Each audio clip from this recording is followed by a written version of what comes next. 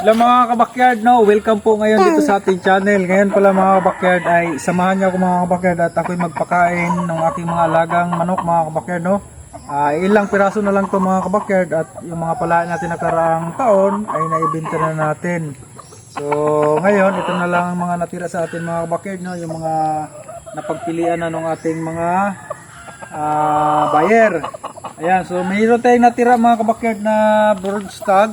Ayan, tsaka yun ay mga kabakyard. Ayun. Yan, dalawa lang mga kabakyard yung napili natin na palalahiin. Kaya ito naman mga kabakyard, pag nakapagpaitlog tayo ngayon o next year, yun naman ang mapapakinabangan natin mga kabakyard, no? So ito mga kabakyard ay ito yung atin namang tinistingin mga kabakyard, yung mga napag-iwanan. Yan mga kabakyard, no?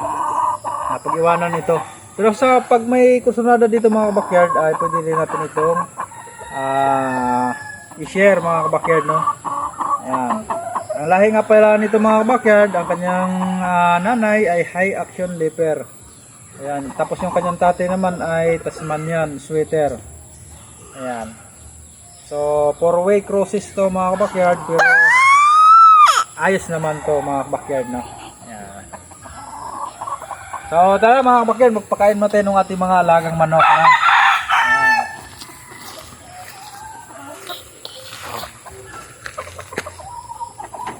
So dito ko nilalagay mga kabakyard para hindi saluhan ng mga inahin, para yung binibigay ko sa kanya na pagkain ay maubos niya talaga mga kabakyard, no? At para lang sa kanya, kasi nga kung saluhan siya ng mga inahin, mababawasan pa yung pagkain na para sa kanya mga kabakyard. So dito tayo mga kabakyard, meron pa isa din.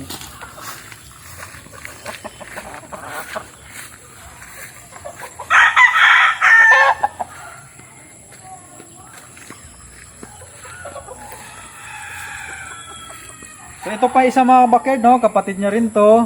Ayan.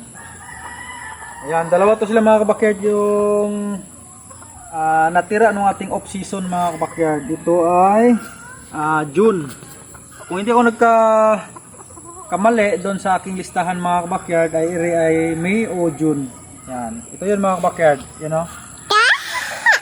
Yan. Kita nyo naman mga kabakyard, no? Pero kung may magkagusto dito mga kabakyard ay pwede rin nating i-share ito mga kabakyard. Ayan. Ito mga kabakyard ay 5 buwan na. Ayan. 5 buwan na ito. Ayan. So dito mga kabakyard, at papakain natin ito.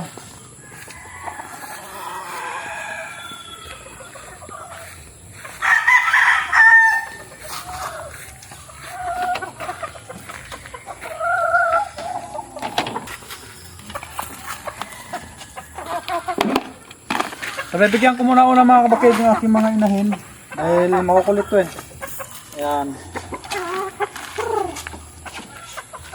Yan, dalawa lang yan mga kabakyard pinagala ko. Yan namang dalawa na yan ay para yan doon sa tandang na yon.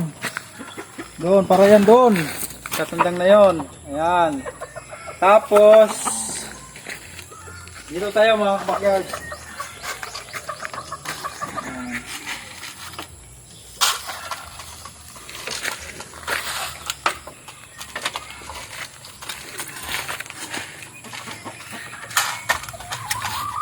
Yan, matatata sila mga kabakyard, no? So dalawa lang to yung natira natin mga kabakyard na pwede natin tong gamitin mga kabakyard, no? Subukan nating isali mga kabakyard sa mga patimpalak. Yan, dito tayo mga kabakyard. Dito na. Ano naman yung kainan?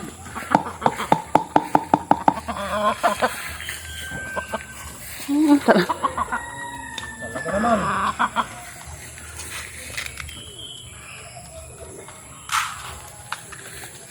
Yan. Mga kabakyard, isa sa mga napili natin palalahiin mga kabakyard. Pangit lang itsura pero magaganda ang resulta ng kuha niya mga kabakyard, yung kanyang records. Ayan. Dito pa mga kabakyard. Meron tayo dito mga kabakyard na bago. Meron tayong bago dito na susubukan din na lahi, yung nakuha natin kay Sir Michael Abila na Inyo GC. At i-cross natin mga kabakyard sa ating lemon. Yan, lemon hot. Ito mga kabakyard, no, bulik. Inyo din si bulik ito mga kabakyard.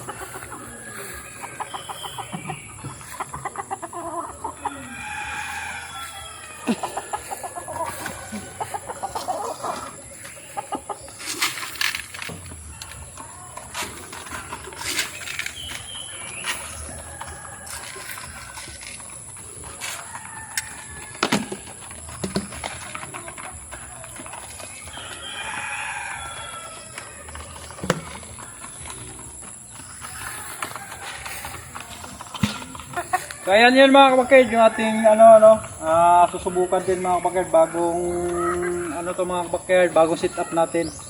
Inyo DC bulik na naka-cross sa lemon hatch. Yan.